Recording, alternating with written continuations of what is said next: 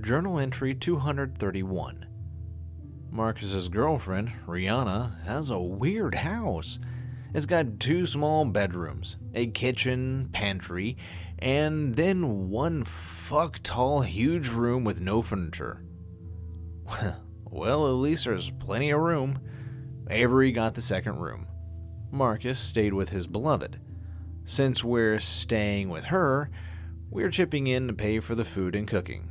Jason and Avery went out house hunting while I did the shopping and helped with the cooking.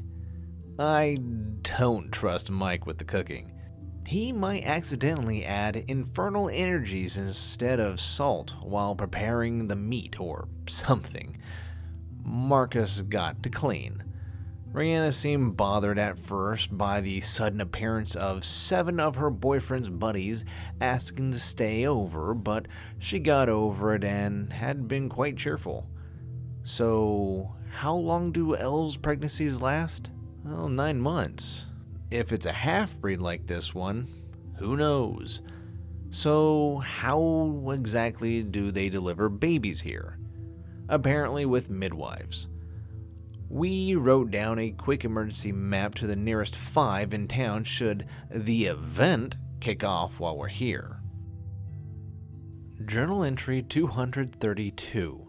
Okay, so we don't have enough money yet to get a more permanent residence. Rather than get jobs like regular people, we're going to ransack a dungeon at the request of the kingdom. The advisors were sending out calls for help. Since most of the adventurers in town are at the university, we picked it up. It pays well. There have been reports of strange lights and noises, and they seem to think it's a cult or a feral race preparing to do something. Avery, Alex, and Jason are going with me. Marcus has to stay home with his girlfriend, and Mike is assisting at the university with something. We have our MP3 players charged, some dungeoneering gear, and emergency rations. Here we go.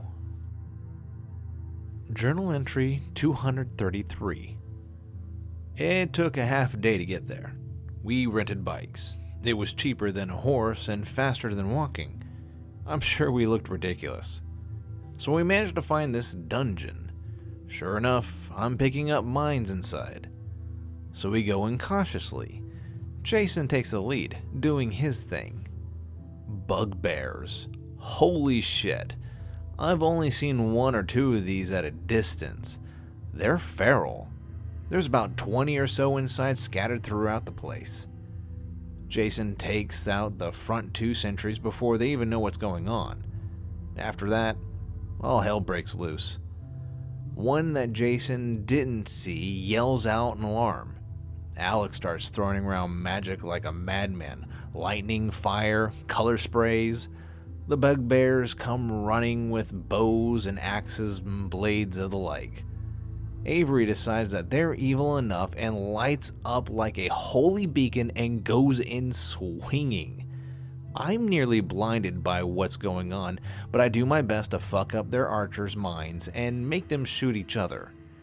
Jason's apparently got no trouble seeing with that ruby eye of his and gets in there.